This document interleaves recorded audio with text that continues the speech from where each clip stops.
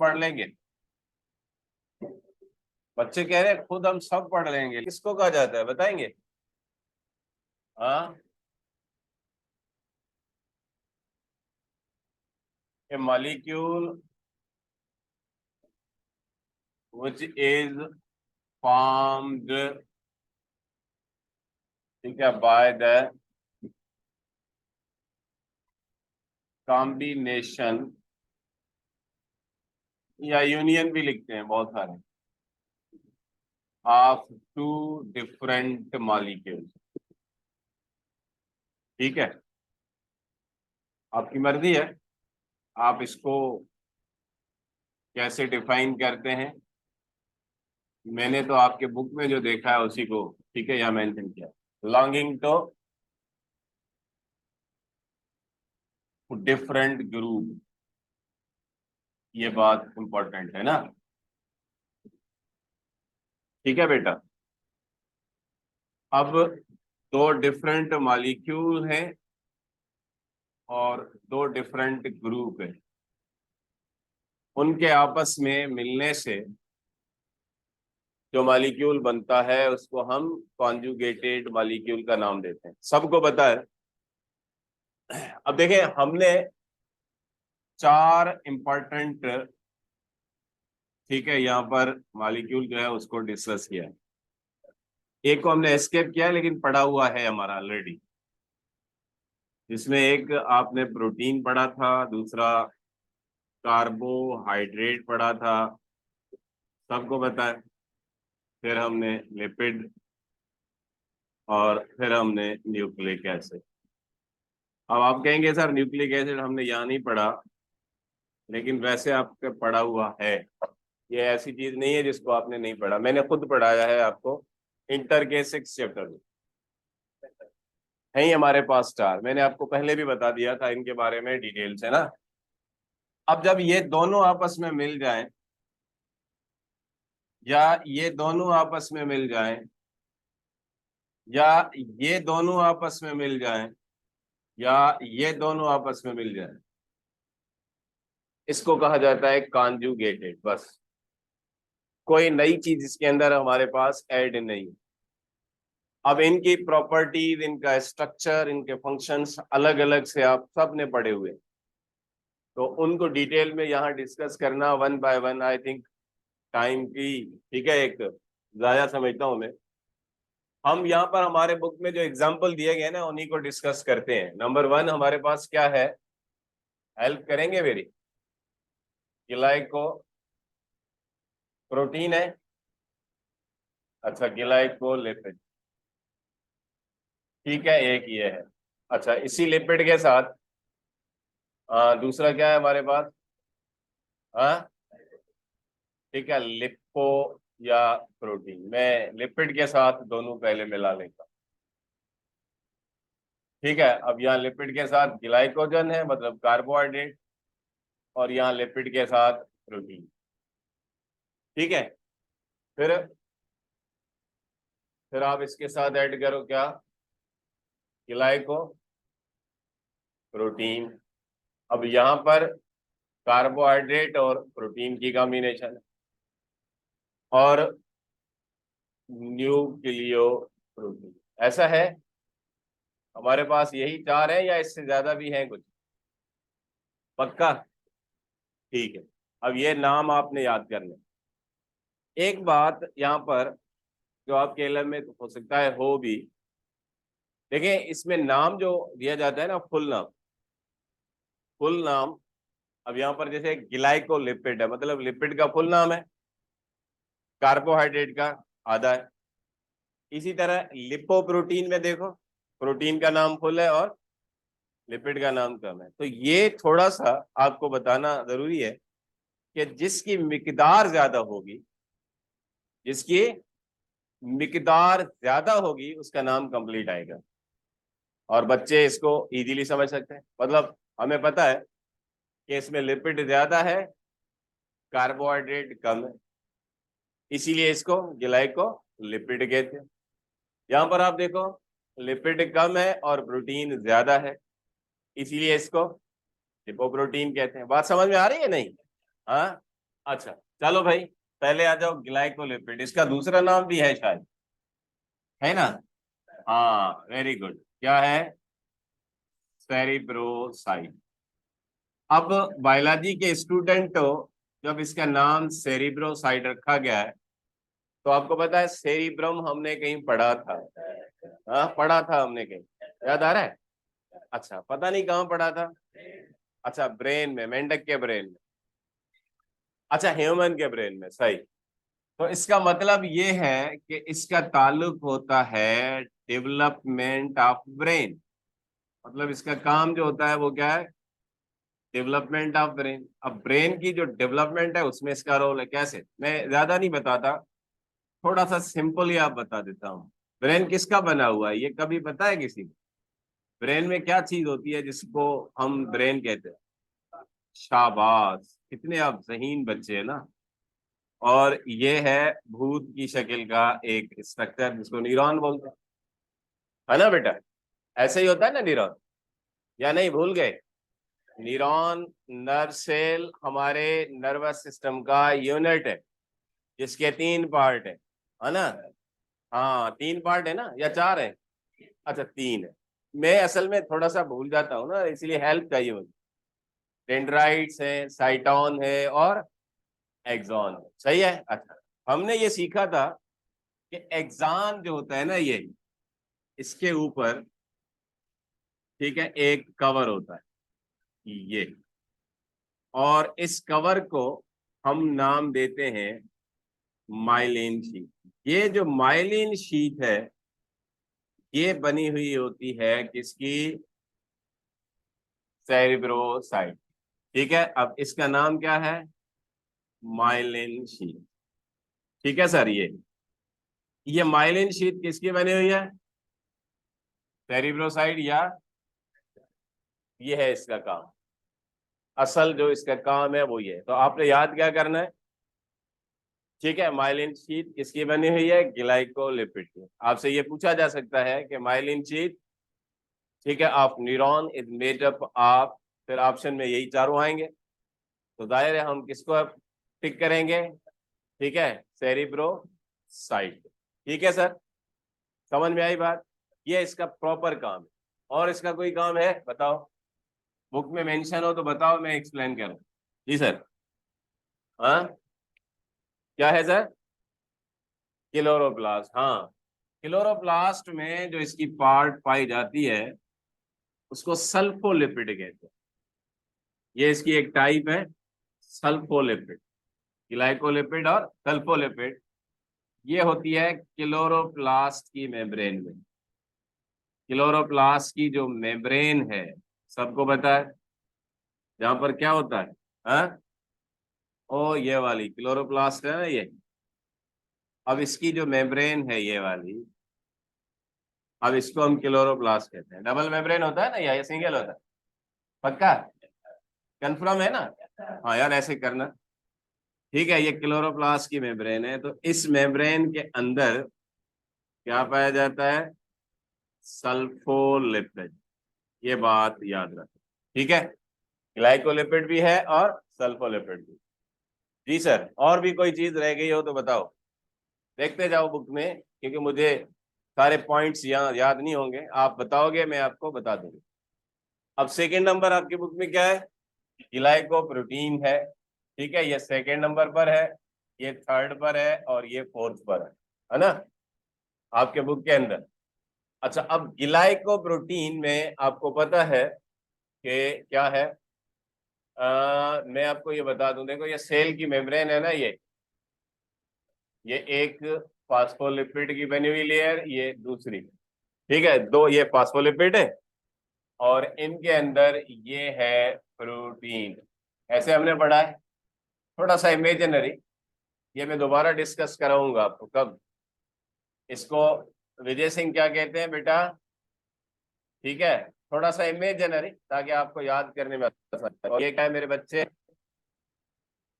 Protein. ठीक है, अब हमें पढ़ना क्या है? ग्लाइकोप्रोटीन। तो सबको पता है यहाँ पर ये ग्लाइकोप्रोटीन होते हैं। ठीक है, अब जो प्रोटीन है ना, रेड कलर में देखो मैंने बनाया है, उसके ऊपर ब्लैक में ग्लाइकोजन को ऐड किया। अब ये है ग्लाइकोजन, समझ में आई सर? ये क्या है? ग्लाइकोजन। और इसका यहाँ पर काम क्या होता है, ये थोड़ा सा ध्यान में रखो। इसका काम होता है रिकग्नाइजेशन। क्या सर? रिकग्नाइजेशन, किसी को रिकग्नाइज करना है, पहचान करना है कि भाई कौन आ रहा है, किसको अंदर जाने देना है और किसको अंदर जाने नहीं देना है। ये इसका काम होता है यहाँ पर। ठीक है, और क्या फंक्शन है इसके? एग्जाम्पल आपके बुक में इसके मेंशन है आई थिंक। अल्ब्यूमिन का इसका जिक्र है इसमें या नहीं? ये शायद अल्ब्यूमिन में भी होता है। वाइट वाइट जो एक एक होता है वाइट और एक होता है येलो। येलो यॉक है, वाइट क्या है? प्रोटीन है। और उस प्रोटीन के अंदर ये क्या होता है? ग्लाइकोजन भी होता है। ठीक है, अच्छा एक बात याद रखना, जो यहाँ पर ग्लाइकोजन है ना, वो होता है एक ओलिगो और दूसरा पॉलीसेकेराइड के फॉर्म। ये बात याद रखना, ये ग्लूकोज नहीं होता, ये ओलिगो और पॉलीसेकेराइड के फॉर्म में एसोसिएटेड होता है। ये पॉइंट भी आपके ध्यान में होनी चाहिए। और दूसरा इसके अंदर एक चीज और भी आई थिंक मेरे ध्यान में आ रही है, वो है गोनेडोट्रोपिन हार्मोन। इनके अंदर भी होता है। और गोनेडोट्रोपिन हार्मोन आप सबको पता है, ठीक है? हाँ, FSH LH इनके अंदर भी ये पाया जाता है। ठीक है सर, समझ में आई? इनके अंदर भी ये पाया जाता है। कौन? ग्लाइकोजन। मतलब प्रोटीन तो है ही है, क्योंकि प्रोटीन है ना, हार्मोन प्रोटीन है, लेकिन उसके साथ ग्लाइकोजन भी मौजूद होता है। अब कहेंगे सर हमने तो स्टीरॉइड में पढ़ा था, ये हार्मोन हमने स्टीरॉइड में पढ़ा था, तो स्टीरॉइड भी है ना, लेकिन इसमें ग्लाइकोजन की थोड़ी सी परसेंटेज जरूर है। ठीक है, ये बात ध्यान में रखना। अच्छा अब आ जाओ थर्ड पे। देखो इसमें कोई चीज रह तो नहीं गई? हाँ बताओ, अगर रह गई है तो बताओ। अब आते हैं हम न्यूक्लियो प्रोटीन पे। इस न्यूक्लियो प्रोटीन को आपने पहले डिटेल से पढ़ा हुआ है। देखिए आपको पता है न्यूक्लिक एसिड, याद आ रहा है मेरे बच्चे? और दूसरा इसमें क्या है? प्रोटीन है। और अगर मैं ये पूछूंगा तो मुझे बच्चे फौरन बताएंगे सर हमने इसको 40% पढ़ा है और हमने इसको। अब यहां से आपको क्लियर हो गया कि पूरा नाम जिसका फुल है, जिसकी परसेंटेज ज्यादा है उसका है। ठीक है, जिसकी परसेंटेज ज्यादा है उसका नाम पूरा है, और जिसकी परसेंटेज कम है उसका। अब देखिए ना, शेयरिंग होती है ना। अगर हम किसी कंपनी को खोलते हैं और उसमें नाम रखते हैं, तो नाम ज्यादातर जिसका शेयर ज्यादा होगा वो अपना नाम सजेस्ट करेगा। यही होता है ना, या नहीं? दुकान के अंदर भी यही है, बिजनेस के अंदर भी यही है। जिसका ज्यादा हिस्सा होता है वही मालिक ज्यादा होता है, बाकी मजदूर होते हैं आप, ठीक है, हमारी तरह। तो ये न्यूक्लियो प्रोटीन के अंदर क्या है?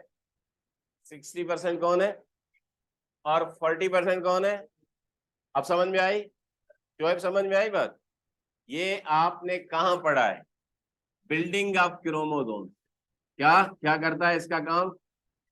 Building of chromosomes. जो क्रोमोसोम्स की बिल्डिंग है वो किसकी बनी हुई है बेटा? इसकी बनी हुई है। और ये क्या है? ये न्यूक्लियर प्रोटीन है। और जीन की एक्सप्रेशन के अंदर भी इसका रोल है, क्योंकि जीन भी पता है ना आपको, ये DNA है ना, इसका पार्ट जीन है। तो इसकी जो एक्सप्रेशन होती है, एक्सप्रेशन, ठीक है, उसके अंदर भी ये अपना रोल प्ले करता है। समझ में आई? एक्सप्रेशन में कौन रोल प्ले करता है? एंजाइम। एंजाइम क्या है? प्रोटीन है ना। तो जाहिर है जीन एक्सप्रेशन में भी हेल्प करता है।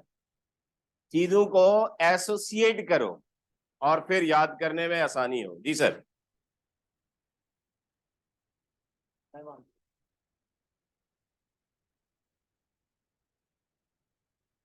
हाँ सही। ग्लाइकोप्रोटीन को न्यूक्लियोइड्स क्यों कहते हैं? न्यूक्लियोइड्स इसको इसलिए कहते हैं कि ये आपके ब्रेन के, ठीक है, सेलों की नोरिशमेंट में रोल प्ले करता है। ठीक है, अल्ब्यूमिन जो होता है ना, अल्ब्यूमिन, ये हमारे ब्रेन की नोरिशमेंट में और गोनेडोट्रोपिन हार्मोन की नोरिशमेंट में रोल प्ले करता है, इसीलिए इसको न्यूक्लियोइड्स भी कहते हैं। ठीक है सर, ये न्यूट्रिशन से रिलेटेड चीज है। अच्छा, अब है लिपोप्रोटीन, लिपिड और प्रोटीन का काम। अब देखें बेटा, जो लिपिड है या लिपोप्रोटीन है, इसमें एक लिपिड है और दूसरा इसके साथ क्या है मेरे बच्चे, प्रोटीन है। इनको मिला के लिपोप्रोटीन कहा जाता है। ये आपको याद करने में आसानी इसलिए है कि सेल की मेम्ब्रेन्स जितनी भी हैं वो इसकी बनी हुई है। सेल की मेम्ब्रेन जितनी, मतलब माइटोकॉन्ड्रिया, सबको पता है ये बनी हुई किसकी है, ठीक है, प्रोटीन और लिपिड की। फिर एंडोप्लाज्मिक रेटिकुलम की मेम्ब्रेन, फिर क्लोरोप्लास्ट की मेम्ब्रेन, फिर न्यूक्लियस की मेम्ब्रेन, फिर आपकी गोल्जी बॉडी की मेम्ब्रेन। मतलब ये ऑर्गेनील्स हैं, ये सेल के क्या है मेरे बच्चे, ऑर्गेनील्स है। इन ऑर्गेनील्स की मेम्ब्रेन इसकी बनी हुई, ठीक है। एक काम इसका ये है। दूसरा काम इसका क्या है, लिपिड और प्रोटीन का। इसका जो दूसरा काम है, मतलब ये स्ट्रक्चरल काम है, ये जो मैंने आपको बताया ना, ये इसको नरेश क्या कहते हैं, हाँ, ये स्ट्रक्चरल फंक्शन एक। और दूसरा काम ट्रांसपोर्ट। दूसरा काम क्या है भाई, ट्रांसपोर्ट। अब ट्रांसपोर्ट भी किसकी, कोलेस्ट्रॉल लिखा हुआ है, हाँ, और कहां पर, ब्लड प्लाज्मा। अब देखो, वेरी सिंपल तरीका, कि ब्लड में ज्यादातर पानी होता है ना, प्लाज्मा में पानी होता है, शायद हमने यही पढ़ा है, अगर याद आ रहा है तो। हाँ, जहां तक मुझे याद आ रहा है ना, पानी ज्यादा होता है। आपकी तो ठीक है, आपकी तो इंफॉर्मेशन मेरे से ज्यादा अच्छी होनी चाहिए भाई। प्लाज्मा में हमने ये पढ़ा है कि 90% पानी और 10% बाकी चीजें। अब प्लाज्मा में 90% ज्यादा पानी है तो कोलेस्ट्रॉल को ट्रांसपोर्ट करने में डिस्टर्ब तो करेगा, क्योंकि पानी में ये इनसॉल्युबल है। समझ में आई, ट्रांसपोर्ट होगा नहीं होगा। अब यहां पर उस कोलेस्ट्रॉल को ब्लड में ट्रांसपोर्ट करने का काम कौन कर रहा है भाई, कैसे कर रहा है, देखो मैं सिंपल सी मिसाल देता हूं, एक फर्जी डायग्राम बनाता हूं।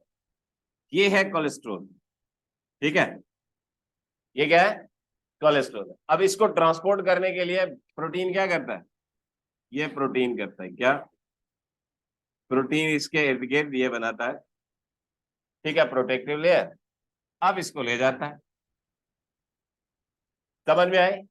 जब ये टारगेट तक पहुंचेगा तो ये प्रोटीन यहां से अलग हो जाएगा। अब इसका इसका रोल जो है वो ट्रांसपोर्ट में ये, समझ में आए। दूसरा दूसरा ये माइटोकॉन्ड्रिया है, ये सबने पढ़ा है, दोबारा पढ़ाऊंगा आपको। इसके अंदर स्ट्रक्चर आपने सबने पढ़ा हुआ है, ठीक है। ये क्या है बेटा, लेमिली, है ना, ऐसे पढ़ा था ना मैंने। अब ये माइटोकॉन्ड्रिया की बाहर की मेम्ब्रेन है, ये अंदर की, और ये इंटर, ठीक है, मेम्ब्रेन क्या कहते हैं, लेमिली, है ना। समझ में आई। इसमें क्या होता है पता है, मैं अगर थोड़ा सा इसको यहां से निकाल दूं, देखो एक ये है और एक ये है। सबने पढ़ा है कि इलेक्ट्रॉन यहां से इमिट होते हैं और यहां जाते हैं, याद है, याद है नहीं, दोबारा पढ़ेंगे, दोबारा पढ़ेंगे, लेकिन पुराना जो ब्रेन में है उसको यहाँ ले आओ। अब यही इलेक्ट्रॉन यहां से इधर आएंगे और यहां से इलेक्ट्रॉन इधर जाएंगे, याद है नहीं। इसको हम कहते हैं ट्रांसपोर्ट चेन, शॉर्ट में कहते हैं ईटीसी। हाँ, एक ईटीसी वगैरह वगैरह होता है और ये इलेक्ट्रॉन ट्रांसपोर्ट चेन का ईटीसी। क्लियर आ रहा है। अब इसके अंदर जो इसकी हेल्प होती है वो ये कर,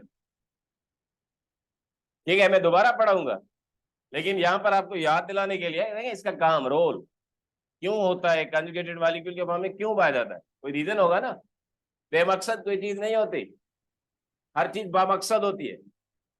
आप यहाँ पढ़ रहे हो ना, मकसद है, बेमकसद नहीं बैठे हो, टाइम ज्यादा कर रहे हो, एनर्जी वेस्ट कर रहे हो, फाइनेंस कर रहे हो, हर चीज आप देखो क्या है, आपका खर्चा भी हो रहा है, आपका टाइम भी लग रहा है, आपकी एनर्जी भी लग रही है, तो मतलब किसी मकसद के लिए है या नहीं?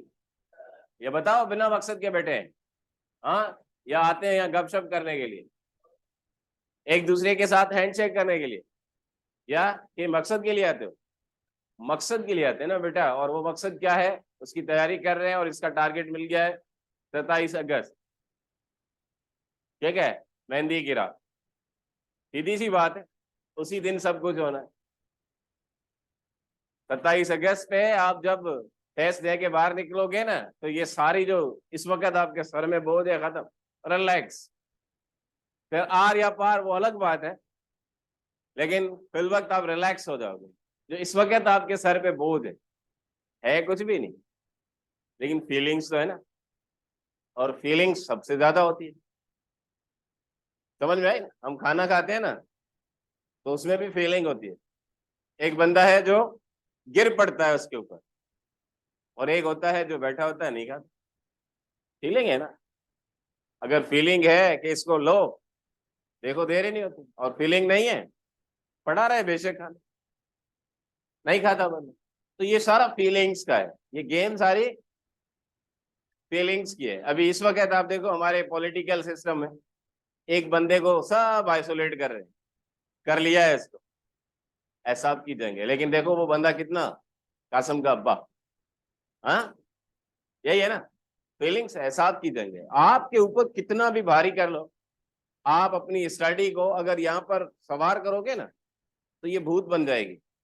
जैसे तूफान है, देखो ये आ गया, वो आ गया, इतनी हाई क्रिएट की जा रही, जैसे लोग कर रहे हैं सिर्फ हाई की वजह से, है कुछ भी नहीं। ठीक है, एक सिस्टम है, आएगा, फेस करना है, ट्रेन बनाना है, ठीक है। जैसे इंसान मरता है ना, डरता है, सब सब मरते हैं, या दुनिया में रहना चाहते हैं, कोई नहीं चाहता हाँ बस मुझे मरना है, खत्म, नहीं, इधर ही रहना। क्या है? डर है। तो फियर जो होता है ना, मैंने आपको कहा था साइकोलॉजी में, चाइल्ड साइकोलॉजी में ये पढ़ाया जाता है कि एक इंसान के इर्द गिर्द चार चीजें घूमती है। एक आगे होप है, होप क्या है कि I will be doctor, I will be selected, this is the hope है। लेकिन साथ साथ क्या फियर है, फियर क्या है, अगर टेस्ट दूंगी और नहीं होगा फिर क्या होगा, भी नहीं होगा। लेकिन फीलिंग्स क्या है, फिर तो ये होगा, दुनिया ये कहेगी, घर वाले ये कहेंगे, वालदेन ये कहेंगे, असातिज़ा ये कहेंगे, फलां ये कहेंगे, ये सारे ख्यालात उससे एसोसिएट करके, और बच्चे ने अपने अंदर क्या किया हुआ है, पहाड़ बनाया हुआ है ना। तो एक एक ही वक्त के ऊपर आपके साथ चार चीजें जुड़ी हुई है, होप है, फियर है, हैप्पी है, ठीक है, उम्मीद क्या है, डॉक्टर बनोगी, खुशी क्या है, डॉक्टर बनोगी तो फिर गिफ्ट मिलेगी, भाई गिफ्ट देगा, अब्बू गिफ्ट देगा, बाजी गिफ्ट देगी, वट एवर, लोग डॉक्टर कहेंगे, ऑटोमेटिकली एक चेंज आता है, खुशी है ना। बात समझ में आई? लेकिन हम लोग कभी भी अपने आप को इस, ठीक है, के लिए तैयार नहीं करते कि हाँ ठीक है दे रहा हूं, अगर ये नहीं होगा तो मेरे पास कल और बहुत सारे ऑप्शन है, और हमने ऑप्शन को देखा ही नहीं, हम सिर्फ एक ही लाइन खींच के बैठे हुए। कल मैं एक वीडियो क्लिप देख रहा था एक बच्ची की, जिसने अभी पास आउट किया है रिसेंटली सीएसए, ठीक है, हैदराबाद सिटी की है। उसकी मैं वीडियो देख रहा था, तो वो कहती है कि जब मैं इंटर में थी तो सबकी नजरें ये थी कि ये हमारी बच्ची जो है वो कल डॉक्टर बनेगी, ठीक है, और मेरे जहन में जो आइडिया था वो ये था कि मुझे डॉक्टर तो बनना ही नहीं, ठीक है। अब पता नहीं उसके जहन में था या नहीं था, अभी कह रही, लेकिन उस वक्त तो यकीनन होगा ना, क्योंकि हर एक की हमारे यहाँ फर्स्ट प्रायोरिटी यही होती है कि everyone wants to be doctor, ये हमारा ट्रेंड है, या इंजीनियर, बस, इसके अलावा हमने कहीं दुनिया में कुछ और देखा ही नहीं, लिमिटेड है ना। लेकिन वो कह रही है कि आज मैं सीएसएस करके इतनी रिलैक्स हूं, अब वो सीएसएस बन के कल जब डीसी बनेगी, एसपी बनेगी, कस्टम में जाएगी, व्हाटएवर, तो कितने डॉक्टर और कितने इंजीनियर उसके मातहत होंगे। आप देखें खुद, तो बंदा हमेशा सोच ऊपर की रखे। क्या, मुझे करोड़ रुपए चाहिए, डिमांड क्या है, करोड़ की हो, लाख मिलेंगे काम चल जाएगा। लेकिन अगर डिमांड ही लाख की रखेंगे और फिर 1000 मिलेंगे, उसमें क्या करेंगे। इसलिए ख्वाब ख्वाब हमेशा प्रोमिनेंट देखने चाहिए, बड़े बड़े ख्वाब देखने चाहिए, क्योंकि आप जिससे मांग रहे हो ना, वो दुनिया का खालिक है। वो कोई अली अकबर नहीं है कि एक बायोलॉजी पढ़ाएगा और बाकी सब्जेक्ट उसको आते ही नहीं। वो कोई एक आपको केमिस्ट्री पढ़ाने वाला नहीं होगा, केमिस्ट्री के अलावा। आप मालिक से मांग रहे हो। आप मांगते किससे हो, अल्लाह से मांगते हो ना भाई, या नहीं। अब्बू से नहीं मांगते, अब्बू से सिर्फ पैसे मांगते हो बस। टीचर से सिर्फ एजुकेशन मांगते हो बस, बाकी कुछ भी नहीं मांगते। बताओ, मतलब नहीं है तो आप लिफ्ट नहीं कराते। अब्बू से अगर पैसे लेने हैं तो बात करते हो, पैसे मिल गए उसके बाद 1 महीना बात ही नहीं करते, क्यों, पैसे की जरूरत नहीं। तो हम दुनिया में मफाद परस्त हैं। हमारा जहन ये बनना चाहिए कि हम जिससे डिमांड करें वो अल्लाह से करें, क्योंकि देना अल्लाह ने है, हमें नहीं देना। हमारा काम क्या है, हार्ड वर्क। एक और दूसरा जो बहुत ही इंपॉर्टेंट, हार्ड वर्किंग से भी ज्यादा, वो है सिंसियरिटी, जो हमारे अंदर बहुत कम है। सच्चाई के साथ मेहनत करो। मेरे से डर के आप पढ़ते हो, बुक उठाते हो, अगर सच्चाई होगी ना, तो मैं हूं या बाप हो या दोस्त हो या भाई हो या माँ हो, कोई नहीं हो, लेकिन आप अपने काम के साथ एसोसिएटेड होंगे। और यही बच्चे दुनिया में कामयाब होते हैं। दुनिया में कामयाब कौन होता है, जो सिंसियर और हार्ड वर्कर। और वालदेन के डर से पढ़ने वाला, टीचर के डर से पढ़ने वाला कामयाब नहीं होता, याद रखना। क्योंकि हम सारा टाइम आपके साथ एसोसिएट नहीं होते। पेरेंट आपके साथ सारा दिन बैठ के आपको चेक नहीं कर रहा होता, स्टिक पकड़ के कि ये बच्चा मेरा पढ़ रहा है, मैं चौकीदारी कर रहा हूं इसकी, नहीं। तो बच्चे असल काम यही होता है। दो चीजें अपने अंदर डेवलप कर लो। पढ़ो, कहीं भी दुनिया के किसी भी कोने में जाके पढ़ो, दो चीजें अपने साथ रखो। एक सिंसियरिटी अपने आप के साथ होगी। जब अपने आप के साथ होगी तो सब्जेक्ट के साथ होगी, पेरेंट के साथ होगी, टीचर के साथ होगी, इंस्टीट्यूट के साथ होगी, सब उसके साथ रिलेटेड। दूसरा हार्ड वर्क। दो चीजें अपने अंदर अडॉप्ट कर लो, दुनिया की ताकत आपको हरा नहीं सकती, याद रखना ही। बेशक पूरी दुनिया आपकी दुश्मन हो जाए, सिंसियरिटी एंड हार्ड वर्क, बस।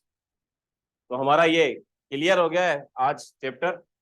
अब हम थर्ड को स्टार्ट करते हैं, वो एंजाइम है। ठीक है, आई बात समझ में। मैंने कोशिश की है इसके अंदर जितनी इंपॉर्टेंट नुकात हैं वो आपके साथ शेयर किए हैं। अगर कोई एस्केप हो गया है तो, लेकिन जाहिर है ये बॉडी में काम करता है, तो इसीलिए हम इसको बायोकेटालिस्ट, जानदार के अंदर, सेल के अंदर काम करने की वजह से बायोकेटालिस्ट कहते हैं। ठीक है, वैसे इसको आप केटालिस्ट कहते हैं। और केटालिस्ट का काम क्या होता है, स्पीड अप, केमिकल रिएक्शन को स्पीड अप करना, ये इसका काम। तो सिंपल डेफिनेशन इसकी यही है कि speed up the chemical reactions. ठीक है सर, ये बात जहन में रखना। केमिकल रिएक्शन को स्पीड अप करना, ये इसका काम। ये इनिशिएट नहीं करता, स्पीड अप करता है। इनिशिएट करने में और स्पीड अप में फर्क है, ये बात जहन में रखना। अब इसकी डिस्कवरी है, आपके बुक में मेंशन है ना, तो इसीलिए उसको भी आप अंडरलाइन करेंगे, याद करेंगे। किसने किया था डिस्कवर इसको, क्या बुक में नाम है बेटा, हाँ, फ्रेडरिक।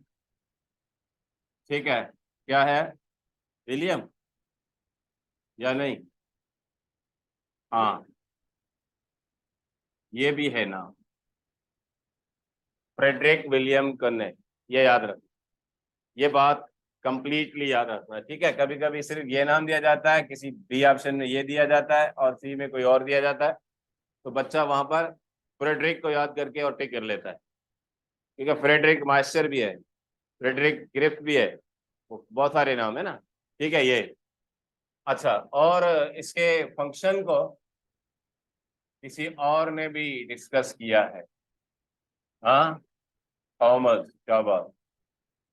थॉमस, ठीक है, एक और सिडनी, हाँ एल्टमैन, एल्टमैन सिडनी। ये नाम जो है वो इसको याद करना है, इन्होंने भी इसके बारे में कंट्रीब्यूशन की थी। अंडरलाइन करना, आपके पास हाईलाइटर होगा तो बुक में ये मेंशन है, इनको हाईलाइट कर लेना, ठीक है सर।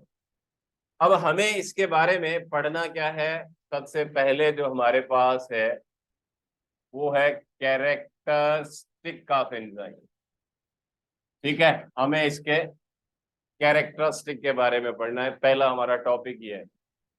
और अगर जिस बच्चे ने कैरेक्टरिस्टिक अच्छे पढ़ लिए ना, तो बाकी सारे जितने भी इसके बाद के टॉपिक हैं वो उसमें आ जाते हैं,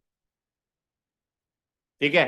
कितने हमारे पास बुक में दिए गए हैं कैरेक्टरिस्टिक, मुझे आप वन बाय वन नोट करवाओ, फिर मैं एक्सप्लेन करता हूँ। सबसे पहले क्या है भाई, हाँ नोट करवाओगे, हेल्प करोगे मेरी या नहीं, कोई एक बताते जाए। पहले क्या है, ठीक है, पहले इसकी नेचर है, सही है। फिर क्या है, जी सर, हाँ जी सर, अच्छा, उसके बाद इसका एक्शन, ठीक है, इन मीडियम, मीडियम में जो इसका एक्शन है उसको देखते हैं जी, ठीक है, और अल्कलम, अच्छा, फिर इसके ओरिजिन, है ना सर, ठीक है, जिसमें एंडो और एक्सो, जी सर, और बताओ, ठीक है, अच्छा, नेचर आ गई, इसमें हम डिफाइन कर लेंगे, ये स्पेसिफिक होते हैं, ठीक है, अच्छा, थर्मोलाइबल भी होते हैं, ये भी है ना थर्मोलाइबल, जी सर, और ठीक है, हाँ, इनकी साइज जो है उसकी भी बहुत बड़ी वैल्यू है, जी सर, बताओ, हाँ, अच्छा, इसको जरूरत होती है सपोर्टर की ना, हाँ सपोर्टर, फिर सपोर्टर में एक्टिवेटर आता है, कुछ डिस्टर्ब करने वाले भी होते हैं, उसको इनहेबिटर में भी लेते हैं, जी सर, और सर, ठीक है, हाँ वेरी गुड, ये नेचर में आ जाता है, पीएच भी है, और ठीक है, टेम्परेचर इधर आ गया, जी सर, और बताओ, ठीक है, हाँ अनचेंज, ये इम्पोर्टेंट। अब इनको हमें समझना है, देखो सबसे पहले हम इसकी नेचर को लेते हैं। एंजाइम जो होता है ना, फितरत के एतबार से मखसूस है, ठीक है, हर जगह काम नहीं करता, उसको एक मीडियम जो रिक्वायर्ड होती है, जिस जहाँ काम करता है ना, वो एक्वेस मीडियम रिक्वायर्ड होती है, ये बात याद रखें, ठीक है, एक्वेस मीडियम, ये नहीं कि आप हर जगह एंजाइम को कहोगे जाओ काम करो, तो ये काम नहीं करेगा। सबसे पहले आपको पता है एंजाइम सेल में, ठीक है, और इसके अंदर जो चीज है वो सबको पता है, प्रोटोप्लाज्म है, तो इसके अंदर प्रोड्यूस होते हैं, मतलब सेल के अंदर प्रोटोप्लाज्म में प्रोड्यूस होते हैं और वहीं पर काम करते हैं, ठीक है सर। तो ये जो प्रोटोप्लाज्म है ना, ये इसको एक्वेस मीडियम प्रोवाइड करता है, ये बात याद रखें, ठीक है सर। अब स्पेसिफिक क्यों है, ठीक है, इनका जो काम होता है ना, ये एक्ट करते हैं ना, एक्ट ऑन स्पेसिफिक, ठीक है, सबस्ट्रेट, ये जिसके ऊपर एक्ट करते हैं उसको सबस्ट्रेट कहते हैं, ठीक है, क्या कहते हैं इसको, सबस्ट्रेट कहते हैं, क्योंकि इनका काम होता है सबस्ट्रेट के साथ अपने आप को जोड़ के और उससे प्रोडक्ट को बनाना, ये इनका काम होता है, ठीक है। तो ये सबस्ट्रेट इनका स्पेसिफिक होता है, ये नहीं कि हर एंजाइम हर जगह काम करे। फिर नेचर के एतबार से अगर आप एंजाइम को और देखेंगे, तो एंजाइम प्रोटीन्स के बने हुए हैं, ठीक है, ये हमारा कॉन्सेप्ट है कि एंजाइम प्रोटीन के बने हुए हैं और सबको पता है। लेकिन यहाँ पर आपको एक चीज बता रहा हूं, वो है मोस्टली, ठीक है, हम ये नहीं कह सकते कि सारे एंजाइम प्रोटीन के हैं, ये गलत है। क्यों, क्योंकि जब जब आरएनए को एंजाइम का काम करते हुए देखा गया। हालांकि आरएनए, राइबोन्यूक्लिक एसिड, हमने पढ़ा है कि ये कोई और काम करता है, कहीं पर ये हेरिडिटी मटेरियल है, कहीं पर ये एंजाइम को बनाने में काम करता है, सबको पता। हेरिडिटी मटेरियल इसको हम देखते हैं वायरस में, कहीं और नहीं, ठीक है, याद है सबको। और एंजाइम को बनाने का काम ये सब में करता है, ठीक है। लेकिन कुछ जगह पर इसको ये नोट किया गया है कि ये एक्ट करता है, ठीक है, एज एंजाइम। जब ये एंजाइम के तौर पर एक्ट करता है तो हम इसको नाम क्या देते हैं, राइबोजाइम। ये याद रख लें, ठीक है सर।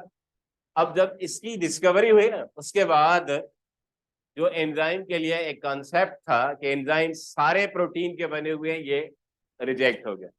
फिर सारे के बजाय मोस्टली वर्ड यूज किया गया, मतलब ज्यादातर एंजाइम प्रोटीन के बने हुए हैं, याद रखना, लेकिन चंद एक प्रोटीन के अलावा भी होते हैं। और इसी तरह इसकी नेचर के हिसाब से देखा जाए, कुछ एंजाइम ऐसे हैं, ठीक है, अब देखो ये एंजाइम, ये पूरा का पूरा आपको पता है प्रोटीन का बना हुआ है, इसमें और कुछ भी नहीं है, ठीक है ये। और एक ऐसा एंजाइम है जिसमें प्रोटीन के साथ साथ ये छोटा सा पार्ट जो है वो बगैर प्रोटीन के है।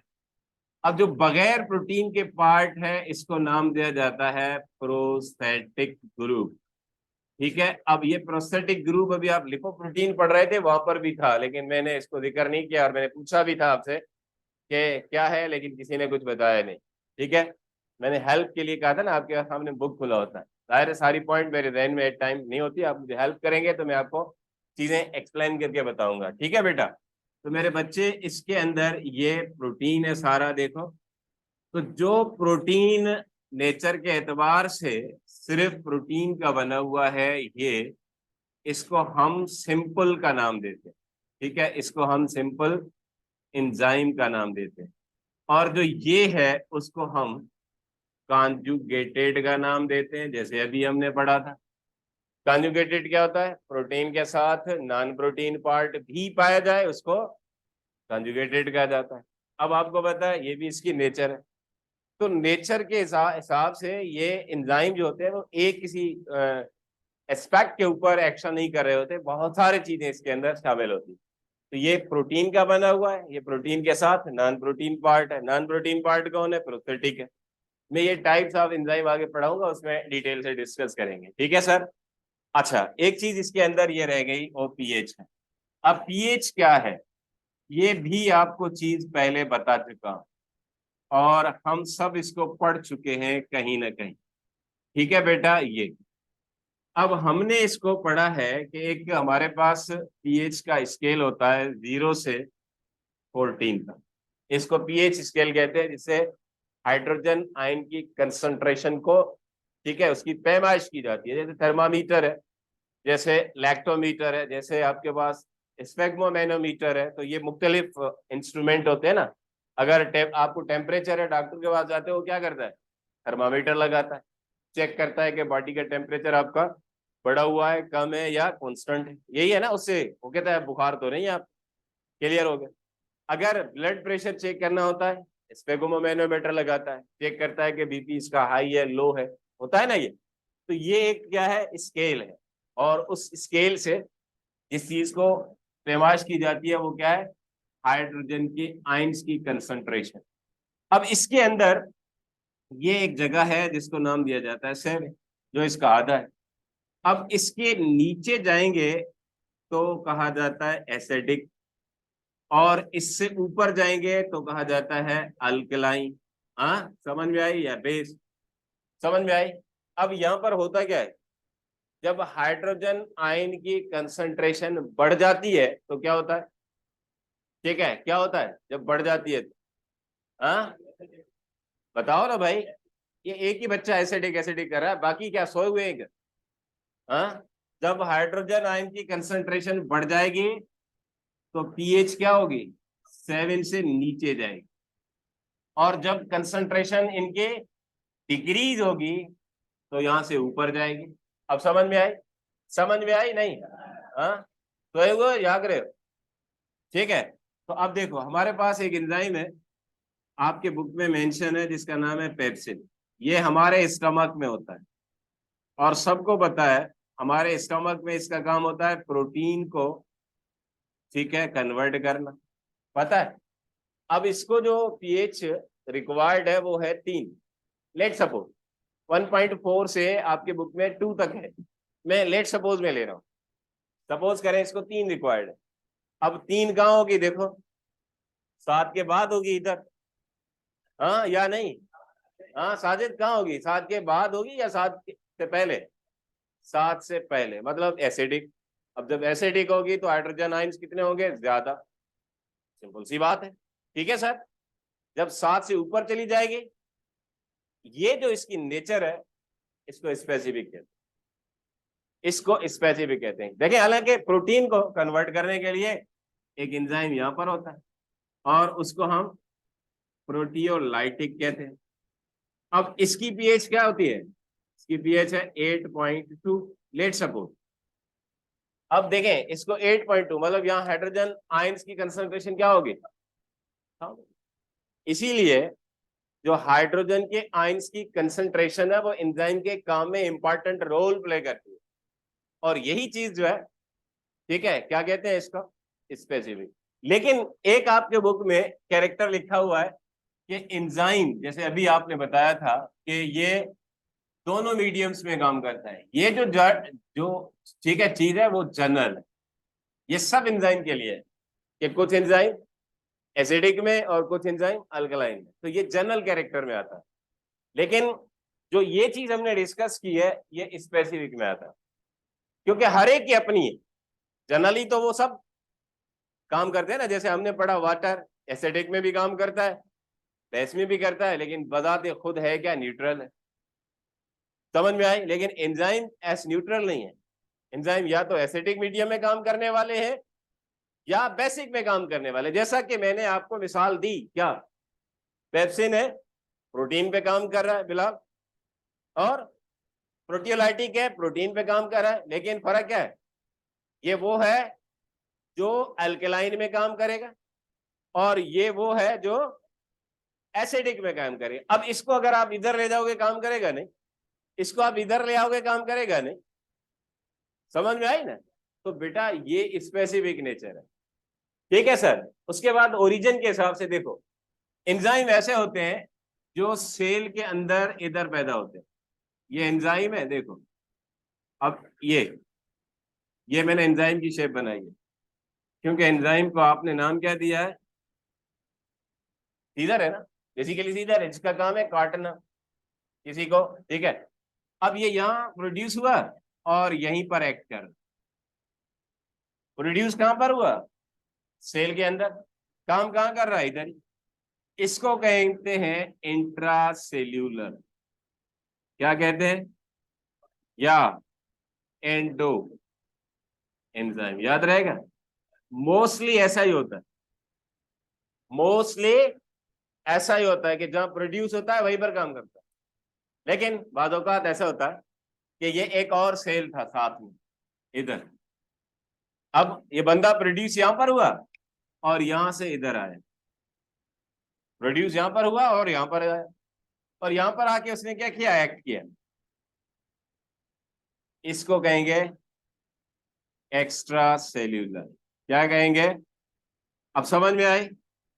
या इसको कहेंगे एक्सो एंजाइम, याद रखना। अब ये आपको मैं बताऊंगा जब पढ़ाऊंगा न्यूट्रिशन। जो पेनक्रियाज है ना, पेनक्रियाज, उसके अंदर जो एंजाइम प्रोड्यूस होते हैं वो आके इंटेस्टाइन में काम करते हैं। प्रोड्यूस कहां पर हुए थे? पेनक्रियाज में। सबको पता है लाइपेज, कार्बोहाइड्रेट्स, प्रोटीज। एक्ट कहां पर आके किया? इंटेस्टाइन में। इनको क्या कहेंगे? एक्स्ट्रा सेल्यूलर, ठीक है सर। तो ये चीज हो गई।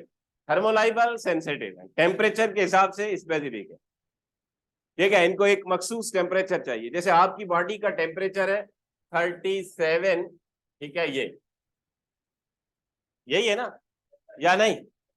अब इस टेम्परेचर पे ये काम करते हैं नॉर्मली।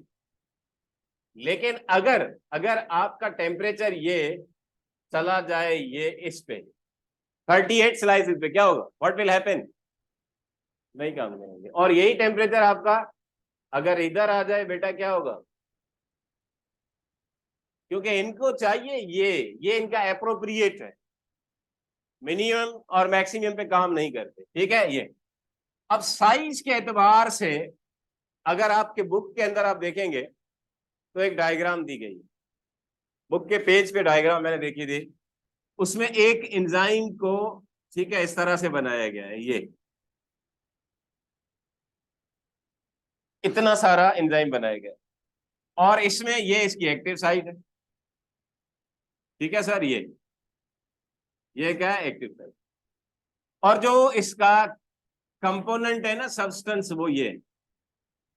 अब इसको यहां आके बैठना है और जब ये यहां बैठेगा तो इसको ये चेंज करेगा एंजाइम किसमें, प्रोडक्ट। अब ये ग्लूकोज है आपके बुक में, उसमें मेंशन है, और ये एंजाइम है हेक्सोकाइनेज।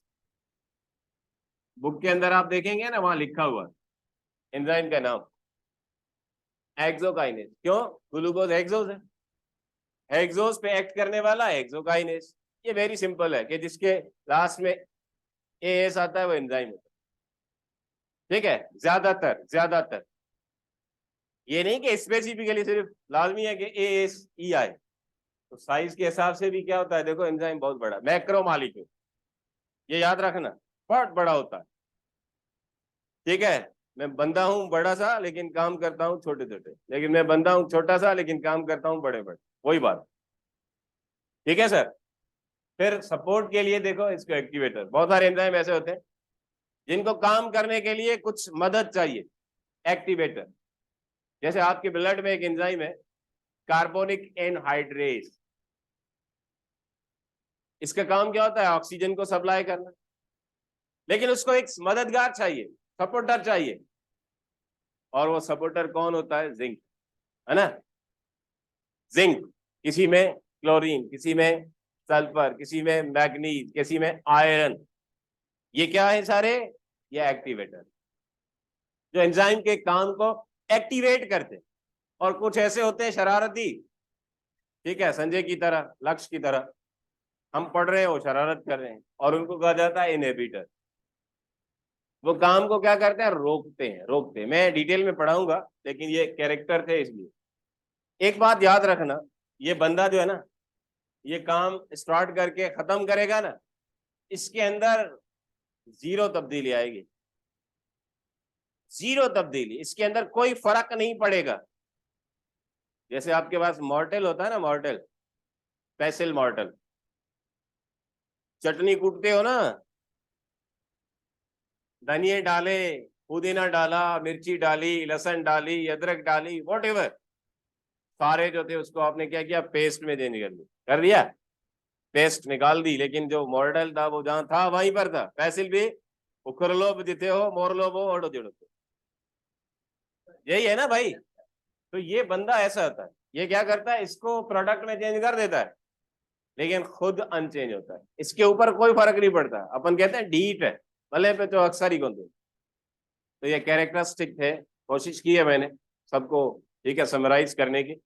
जो चीजें इंपॉर्टेंट बताई है उसको आप अंडरलाइन करना और जहन में